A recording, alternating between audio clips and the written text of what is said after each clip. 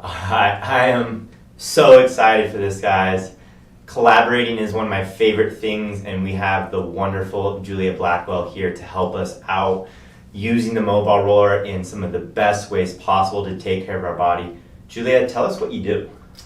Oh, thanks, Brian. Hey guys, I am a kinetics fascia release practitioner and also a foam rolling expert. I've been doing body work for about 8 or 9 years now. Man, this is weird to think about it, but I'm translating a lot of the principles I've been using in my practice for releasing fascia and helping people understand pain patterns, and then telling people how to do it themselves on a roller. So I'm super excited. This is one of my favorite new tools that really effectively gets into the fascia. It can help with mobility and pain relief. Awesome. So guys, it's been like somewhere around 10 years since I created the first Moball Roller, and it's still without a doubt the best tool that I have ever seen. But it's awesome always to get confirmation, to see other people, other professionals really change people's lives with it, and that's what we're doing for you today. Now, the way that fascia works in our body is it has strips that go both from the upper and the lower body and create different lines of pull. So a lot of times we have restriction in our fascia in different areas of our body that's creating the pain that we're currently experiencing. So most commonly with back pain, although you're feeling it in the low back, most of the issue is coming from fascial restrictions in other areas of your hips. If your hips and your pelvis are very tight and less mobile, your lower back is going to have to pick up the slack and very quickly gets overworked and strained from doing the work that the pelvis should be doing.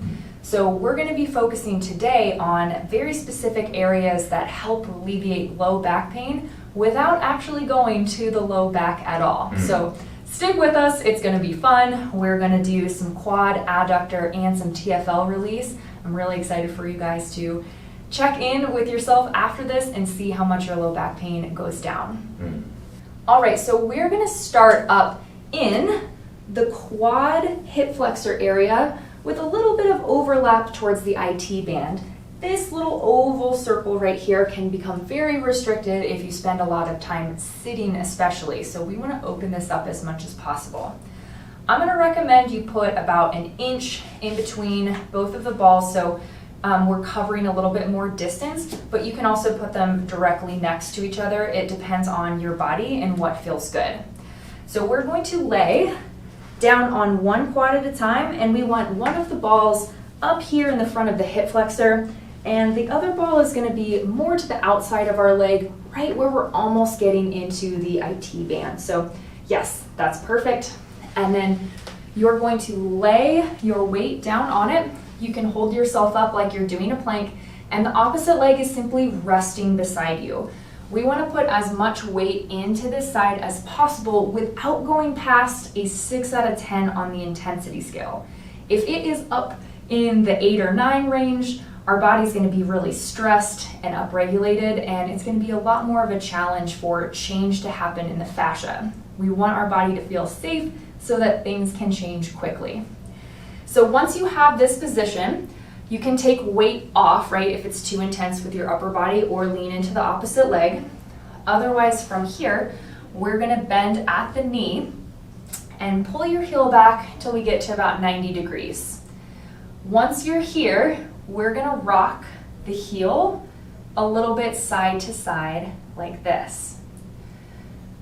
Now, what we're aiming to do here is both compress the fascia and then also move it so that we can cross fiber this area, create a lot of space and blood flow in this area. So we're moving nice and slow, make sure you're breathing deep. And we're gonna go side to side about 10 times, Brian. I bet you're at 8, so let's go one more time in, one more time out. We'll center it back out, and then nice and slow, we're gonna straighten the leg back down. Perfect. Why don't you come off that spot for just a second.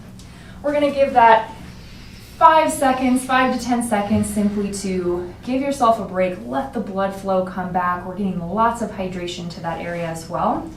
And then we're gonna do one more time on that side. So I would suggest going in a similar spot, but avoiding the exact same spot you were just on, right? So we get a little bit different of an area to release, but we're still gonna aim for being up in more of the hip flexor area and the IT band. If we're gonna go all the way down to the mid quad, it's not gonna be quite as effective. We wanna get up close to the pelvis here. So again, once you've laid your weight onto the roller, we're gonna do the same thing. So we're gonna nice and easy bend the knee straight back. We're doing a hamstring curl, yep. And once you get to about 90 degrees here, we're gonna rock this leg side to side. This is gonna help break up little adhesions that have formed in the fascia between the quad and the IT band. Unfortunately, fascia does not neatly go around the quad and the IT band.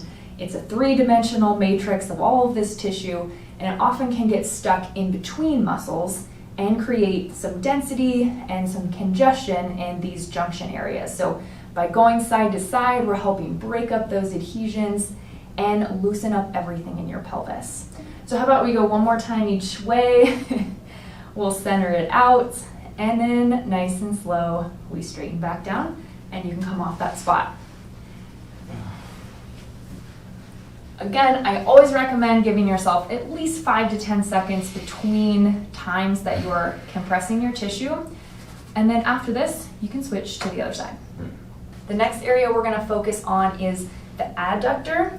And the reason we're hitting this area is we've got a line of fascia that goes up through the adductor into our pelvis and then all the way up our spine into the low back. So releasing the area of the adductor can alleviate a lot of tension in the low back. We also tend to inwardly rotate our femurs and our knees when we're sitting for prolonged periods of time. So we want to open everything up in this area in order to erase the time we've spent sitting at a desk or on the couch, and also again release some tension on the pelvis and up through the low back. So we're going to put our two balls a little bit closer together. I've got only about a half an inch. I'm so bad at estimating size. Would you say that's a half an inch? Yeah, I usually just instruct people with like fingers. This guy knows what he's talking about. Maybe like a pinky finger. Perfect. Yeah, we want these just a little bit closer since we're on a smaller area. We're going to go for kind of the mid to low adductor here. So you're going to place your roller parallel to your body if you want to do your left side or whichever side you want. Which one needs it more? So am I going to be... Okay, so I'll do the right. Great. So left. Yes. Yeah. So it's going to start parallel to your body. You're going to come down in a plank position, and then you're going to lift one leg, and it's roughly 90 degrees. There's no need to stress if your mobility doesn't put you quite at 90 degrees. But we want to have the ball about right here, right? So there's one a little bit more on the quad, one is definitely into the adductor here, and you're simply leaning your weight down into it. You can even lay all the way down if that's more comfortable for you, Brian, whatever feels good. From here, very slowly, we're gonna lift this top heel up towards the ceiling. Yep, and then let it gently fall back down to the floor. And again, we're gonna lift up and back down. We're gonna do a couple more. So what we're doing here is cross-fibering perpendicular to the way the muscles run. So the adductor and quad fibers are running this way. So by lifting your heel up and down, we are cross-fibering, creating a little bit more space here. After a few, we're gonna straighten as best you can from the knee and reach out through the heel. Again, don't worry about your mobility, do the best that you can. This is just gonna help compress and stretch this adductor through some movement. Perfect, let's go two more. Again, remember to breathe. We wanna send that breath all the way down into the low abdomen. We'll go one more time. Good, and then we'll gently come off the roller. Give yourself a little bit of a break. Again, 5 to 10 seconds here. If for some reason that intensity is really high, you can always throw a blanket over the top of this to lessen the intensity of the density of this tool, but oh, it's so good, I love it. And we're gonna do one more time. So again, similar area without being on the exact same spot you just were, we're gonna do one more time. So come back down in that plank. It's always good to give yourself just a few seconds of rest. Let the blood flow, come back. And we're gonna start the same way with lifting the heel up towards the ceiling, best you can, and back down. So again, friendly reminder, we've got the tool about right here.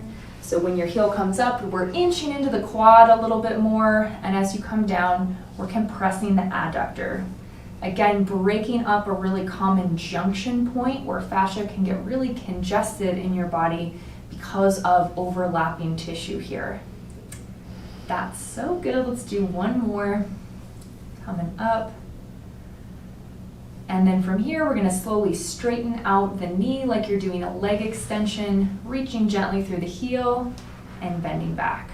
Let your weight really sink into the spot. Again, if it's not above a 6 out of 10, we really wanna sink in, breathe into it, compress that tissue as much as we can so that we can create as much change as we can. How about one more time, Brian? You're doing great. And then gently bring yourself off the roller. And then of course, go ahead and do the other side. All right, so we're gonna keep releasing and working on the hips so that our lower back can work optimally and we can relieve that lower back pain and discomfort.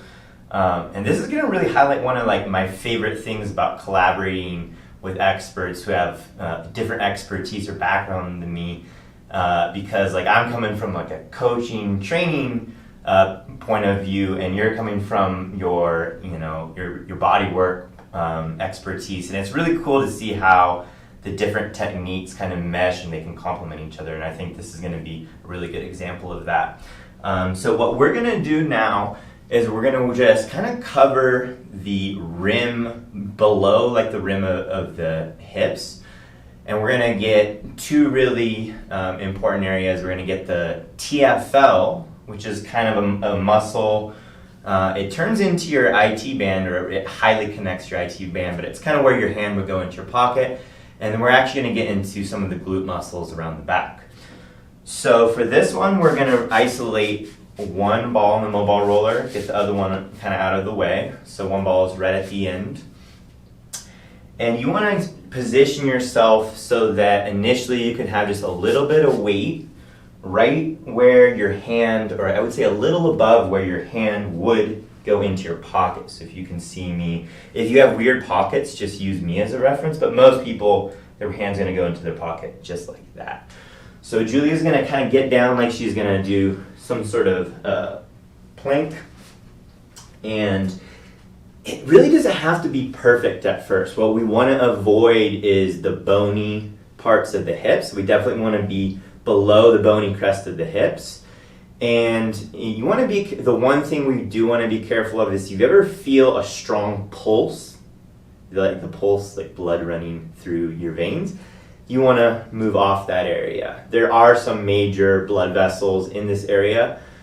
No, nothing, if you just touch on it, not a big deal, but once you feel that pulsing sensation, kind of just move along to somewhere else. But so to begin with, Julie, let's actually have you tilt a little bit forward like you're going to do more of a forward plank, but still being on your side. And without being super worried about exactly where you are, let's just cover kind of from above that pocket area, and over the span of about 2 minutes, we're going to work our way around to the glutes. And the way I like to do it is just like if someone was just doing like a kneading massage with their thumbs, you're just going to very slightly shift your weight back and forth. No joint movements on this one. We're just doing like a kneading massage. We're going to get that TFL area. There are some other muscles that insert that are hip flexors, such as your sartorius, your quadricep muscles. So you might even touch on those in the fascia that connects to those. And then maybe after about 30 seconds of that one spot, Julia's going to lift her weight and she's going to scoot a little bit more directly to the side. Again, trying to avoid anything that feels like really bony or like there's not too much soft tissue. And we're going to do the same thing here. Oh, that's so good. Yeah, breathe deep. Some of these areas can be really intense. Like you might put your weight and it sends like a mini shock through your body, and just take a deep breath. Maybe take a little weight off and then ease back into it. That's pretty normal.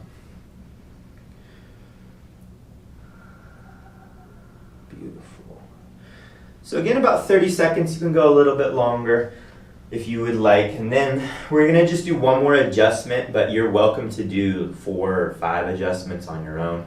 Now she's gonna lift her body up and she's gonna actually slightly tilt back. She can put her foot back here as a support. And now we're a little bit into the backside, the upper glute area. And that's gonna feel a little bit different. Yeah, good. Ooh, yep. Just that kneading massage kind of motion, letting everything just kind of melt like butter around the ball and the Moball Roller. Again, if you're not pressed on time, keep exploring more into the glutes so you can go down or a little bit more around the corner. But if you hit those 3 key adjustments, you're gonna get a really good release of the muscles that we're going after. All right, so now we're gonna mobilize and free up our thoracic spine. So that's the spine basically in the area of the rib cage. And it's really important that our thoracic spine is moving, because if it's not, the lumbar spine starts taking on jobs that it's not designed for. And that's one of the biggest reasons that the lower back starts hurting or that we have dysfunction in the lower back. So with the Moball Roller, what we're gonna do is we're gonna make sure there's a little bit of space. So 1 big finger or 2 small fingers spacing between the balls is pretty good. That's gonna be perfect for your vertebrae to comfortably go in between. We're gonna get set up on the floor, and really wanna encourage you guys, if you're new to this, or just in general, if you have a tendency to go overdo things sometimes, have a pillow or have a blanket. We can have the pillow back behind as a soft landing point, or we can drape the blanket over the Moball Roller to soften it a little bit, allowing you to feel more comfortable and get the best benefit. So once Julia is on the roller, she's a little bit below south of the shoulder blades. And she's just gonna get familiar with how that roller feels. She's gonna let her body be like, okay, this is what we're doing. Taking a few deep breaths, supporting the head with the hands so that the neck can stay relaxed. And once the body feels like, okay, I feel what's going on here, then we can actually go into some movement. So we're actually gonna be mobilizing through movement as opposed to just doing tissue release. So the first 2 or 3 reps, you're just gonna take it really easy. Your head, shoulders, and elbows are gonna drop back, keeping it comfortable, like a 5 out of 10 intensity, and then coming right back up. Even I've done hundreds, probably thousands of these, and some days I still need the pillow. So don't feel there's anything wrong with putting that pillow underneath as a soft landing. Now that the joints are moving, the body has felt out the roller and the movement, we're gonna lock the lumbar spine into a little bit more of a static position so that it's not moving around. So if we put our thumbs at the bottom of our rib cage and then any finger at the bony prominence on our hip here, we want that those 2 points to stay fairly close. So you're going to engage the muscles around your belly button, and the goal is to keep the hips as still as possible now. We're going to do the same exact movement, so now that you kind of have that kind of felt out, you're going to notice you can't go quite as far, and that's totally normal. So she's going to drop back, head goes back, elbows go back, shoulders go back. Noticing she can mainly move in the thoracic spine, but not too much in the hips and lower back now. And let's go ahead and do 3 or 4 more with focusing just on that thoracic spine. It's going to feel different. It's going to feel weird. That's very normal. Beautiful. And the reason we do this is so often when people are limited in their thoracic spine and we see them move, their hips and their lower backs moving all over the place to compensate for their lack of thoracic mobility. Very common because we sit and things get all locked up. Beautiful. After a handful, somewhere between, I would say 5 and 8 is a good number. She's going to scoot her hips that way towards her feet so that we're now higher up on the spine. We're probably now in between the shoulder blades. Taking a few moments, breathe, let your body get used to the roller. Sometimes it gets more intense as we're on different muscle and tissue, different fascia, but same exact process. Maybe just doing 1 or 2 just to kind of feel it out. dropping back into thoracic extension, head, shoulders, and elbows drop back. And once you have felt it out, then you're going to be a little bit more controlled, engaging the abdominal muscles, keeping the hips in place, and then trying to keep the movement as much in the upper body as possible. Beautiful. Ooh, it's harder here. Yeah. Just for time's sake, we're going to move on, but like 5 to 8 reps is a really good rep count. We're going to do one more time a little bit higher up, still staying below the neck, but you're probably kind of near the top of the shoulder blades, the scapula. For me, this is the most intense spot, so I don't move as much, nor are we able to move as much in this spot. Same exact process, feel it out, do a few reps just to get things moving, and then engage the abdominals to hold the hips in place. Woo.